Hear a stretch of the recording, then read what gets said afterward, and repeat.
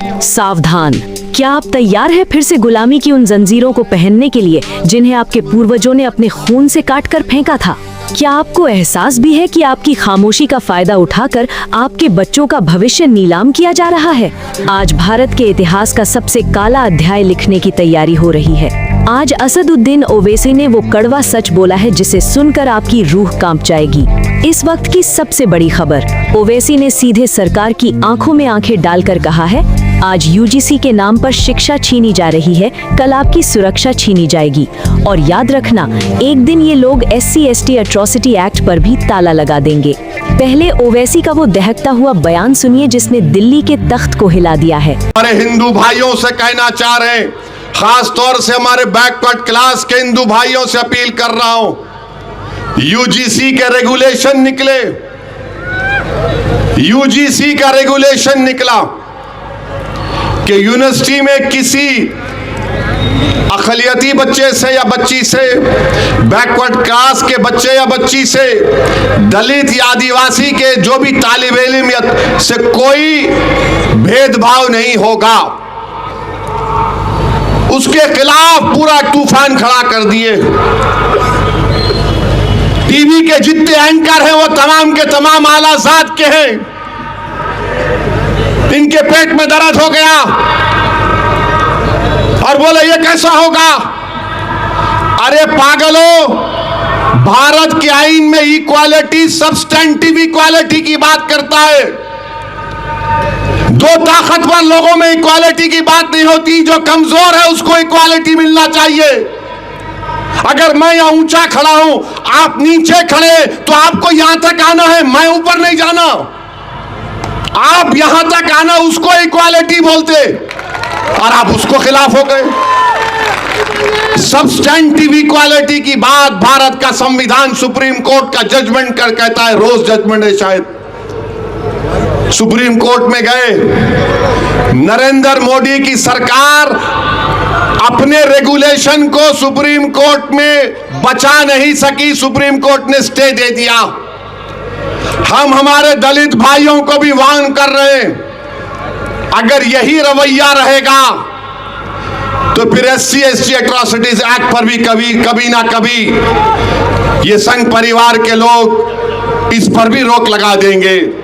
सोचो आप कि यूजीसी का रेगुलेशन है और उसके मिनिस्टर हैं एक साहब, धर्मेंद्र प्रधान उनका नाम है, उनके खिलाफ एक कट्टर बीजेपी के चाहने वाले का वीडियो देखा, बकवास गंदगी की बात कर रहा है धर्मेंद्र प्रधान साहब के बारे में। मुझे उनसे कोई हमदर्दी नहीं हो, बीजेपी के मगर एक मंत्री है भारत का, बोल रहा कि चप्पल लेके मारो उनको। नहीं मेरे भाई, ये भम्य उदय बर्ताव गलत है। आप देखिए, कोई नहीं बोलता बीजेपी वाले, और बोलते हैं अच्छा मोदी क्या बोलते हैं पार्लियामेंट में खड़े होकर। मैं खुद पार्लियामेंट में 11 साल में मोदी मेरे ख्याल से 4 मरतबा बोले पार्लियामेंट में, ऐसा मारते सीने को। सबसे बड़ा बैकवर्ड क्लास का नेता मैं हूं, फिर ये सुप्रीम कोर्ट में रोके गए क्यों नहीं आप? ऐसा मारो, खाली सीने पे मारे तो हो जाता। अरे दिल में दर्द होना गरीबों के वास्ते। आपने रेगुलेशन बनाया मगर सुप्रीम कोर्ट में टाइम टाइम हो गया। अच्छा फिर आप देख लो, यही रेगुलेशन क्यों बनाया गया था? रोहित वेमुला यूनिवर्सिटी ऑफ हैदराबाद का बच्चा, उसकी मौत हो गई, और एक मुस्लिम बच्ची डॉक्टर थी, आदिवासी थी, पायल टाडी, उसको उसके मेडिकल कॉलेज में रैगिंग की गई तो बच्ची की मौत हो गई। उनके लिए कानून बनाया गया था ये, मगर आज आप सुप्रीम कोर्ट में उस कानून को, अपने ही रेगुलेशन को वो नहीं कर सके। सुना आपने, ये सिर्फ लफ्ज नहीं है, ये उस दर्द की चीख है जो सदियों से इस देश के दलितों और पिछड़ों ने सहा है। सोचिए उस माँ के बारे में जिसने अपना पेट काट कर अपने बेटे को इसलिए पढ़ाया कि वो बाबा साहब की तरह अफसर बनकर समाज की रक्षा करेगा।